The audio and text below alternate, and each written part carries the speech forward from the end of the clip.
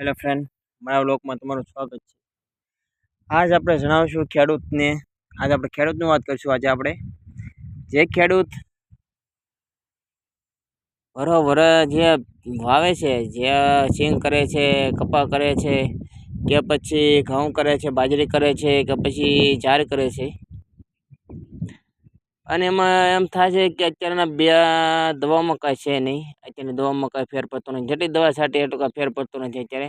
અને આજ ચોમાનું વાતાવરણ એમ છે કે ચોમાસાનું વરસાદ ક્યારે નક્કી ન હોય કાંઈ, ત્યારે વરસાદ આમ જો ખડ થઈ જાય છે। આપણે દાળિયા કેટલાક કરવા દાળિયા આમ જો ખેડૂત દાળિયા કરીને તાકી અત્યારના દાળી 20 દાળિયા મેકે તો અત્યારે પાર નથી આવતો અત્યારે વરસાદ નહીં। આમાં બિયારણ સારું હોય તો વાંધો ન આવે। અત્યારે બિયારણ સારું છે, મને જો સરખો કર્યો છે આ વર્ષે। ગયા વર્ષે આપણે આ વર્ષે સિંગ કરી, તેમ આ વર્ષે આપણે હરખો કર્યો છે। જો જોવો છો તમે, જોઈ રહ્યા છો।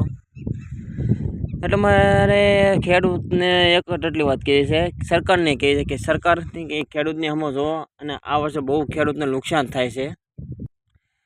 એટલે સરકારને અપીલ કરું છું કે ખેડૂતને સમજો અને ખેડૂતને થોડોક લાભ મળે એવું કરો। અને આમાં કે ખેડૂત છે ને મરી જાય આમાં। આપણે બિહાર છે, બંગાળ, બિહારમાં જોયું કે વરસાદના કારણે હંધુ તેજ મેચ થઈ ગયું છે, નુકસાન બહુ થયું છે। આપણે અલ્લાહની રહેમત છે, આપણો વરસાદ નથી।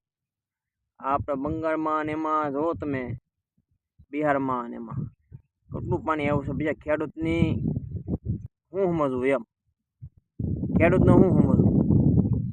સરકાર એમ કહે છે કે આ મેં તો મોપ આપશું, અમે તમને આટલા હજાર આપશું, આટલા હજાર આપશું, અમે મુઆવજો એટલું તમને આપશું ખેડૂતને। પણ સરકાર ખાલી બોલે એટલું છે, ખેડૂતનું કોઈ અત્યારે નથી સાંભળતું।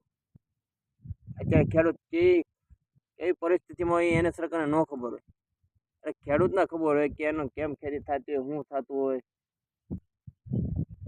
અને છેલ્લે ભાવ આવવાનું ટાણું થાય ને, તો ભાવ અત્યારે ભાવ હશે, અત્યારે 2,000 રૂપિયા હશે અત્યારે ભાવ કપાનો એનો।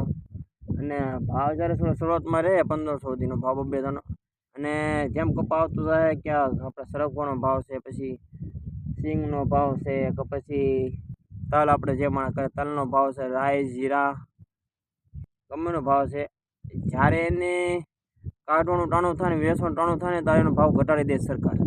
એમ કેમ? ખેડૂતની હારે તમે આવું ન કરો। ખેડૂત જો વાવવાનું બંધ કરી દે ને, તો તમે છે ને ભૂખ્યા મળશો। અને ઘઉંનો એને અત્યારે ભાવ તમે દુકાને તો બજારમાં જાઓ, બજારમાં અત્યારે ડબલ ભાવ છે ને, અને ખેડૂતને તમે ભાવ પૂરતા આપતા નથી। આ સરકારને એટલું કહેવા માગું છું કે તમે ખેડૂતને સમજો, અને ખેડૂતને જ્યારે ભેંસનો ભાવ હોય ત્યારે ટકાનો ભાવ આપો પૂરો। કે ખેડૂત આમાં ખેડૂતને કાંઈ વધતું નથી। અત્યારે તમે જુઓ કે આ તમારે જ્યારે આનું ટાણું થાય ને, કાઢવાનું ટાણું, એની માટે લેણું થઈ ગયું, લાખ રૂપિયાનું લેણું, 50,000 લાખનું લેણું થઈ ગયું, 50,000 કે લાખ રૂપિયા 80,000 એમનું લેણું થઈ જાય છે। એને પછી એમાં વેચવા જાય ત્યારે પૂરતો ભાવ મળતો નથી। આમાં ખેડૂત બીજો માથે રહેણું કરે છે, માથે પૈસા કરીને ખેડૂત એનું ખેતર વાવે છે, પછી કરે છે, તો એને પૂરતો ભાવ ન મળે એ સરકાર શું કામની? બરાબર, તો પૂરતો ભાવ ન મળે સરકાર કાંઈ કામની નહીં। હું તો સરકારને એટલું અપીલ કરું, હું ખેડૂત છું, મારે ખેતર છે। જો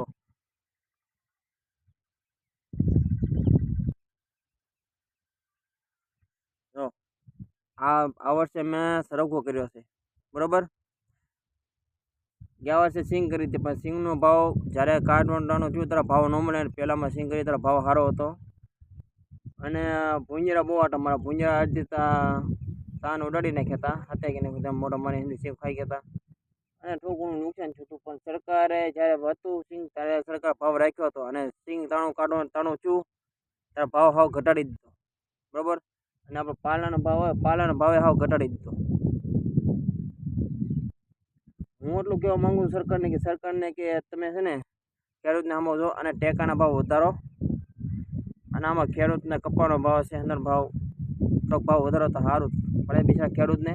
કે અમારે જેવા ખેડૂત ગરીબ માણસ હા હોય એ બીજા ક્યાં જાય, એને માથે લેણું કરી ન છૂટકે કરવું પડે।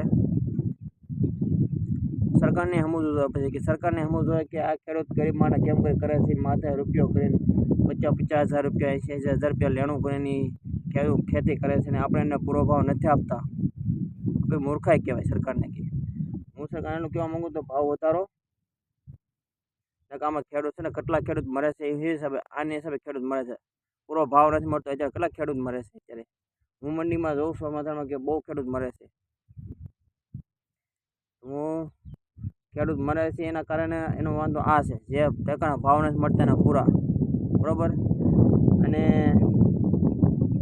જ્યારે સરકાર પાસે અપીલ કરે છે, આંદોલન કરે છે, ત્યારે સરકાર એની સામે પડે. સરકાર ખોટું બોલીને કહી દે છે, સમાચારમાં એમ કહી દેશે સમાચારમાં એમ કહી દેશે કે હાલો ટેકા ભાવ આપણે આપી દઈશું. હાલ આપણે એને ભાવ 2,000 રૂપિયા કરી દીધા, પણ ખાલી નામના 2,000 કરતા નથી કોઈ 2,000. આમાં 2,000 સરકાર ખોટીના પેટી સરકાર છે અત્યારે, ખેડૂતને હું નથી જોતા. અને લાઇટની વાત કરું છું, આપણા જે અંદર નોકરીઓ છે એ 10 વાગ્યાની નોકરી છે, બરાબર. સરકારી ખેડૂતને હું નહીં જોઈએ. ખેડૂતને રાતે અડધી રાતે 2-1 વાગે લાઇટ આપશે. તો ખેડૂત માણા નથી, એને જીવ નથી, એનામાં જીવ નથી. તમે ખેડૂતને એટલે 2-12 રાતના 1 વાગે તમે લાઇટ વાપરો છો. હું સરકારને અપીલ કરવા માગું છું કે સરકારને એટલું કહેવા માગું છું કે 8 ટાઈમનો કલાક કરો, રાત 7 થી 7નો કામ કરો, ટાઈમ કરો, 7 થી 8નો ટાઈમ કરો. સાંજે આવે 7 વાગે અને સવારે 7 વાગે લાઇટ વહી જાય. અને કાં પછી દિવસનો વારો રાખો 7 થી 7, તો ખેડૂતના સારું. આમાં ખેડૂત પીસાય છે બિચારો, એ ખબર છે.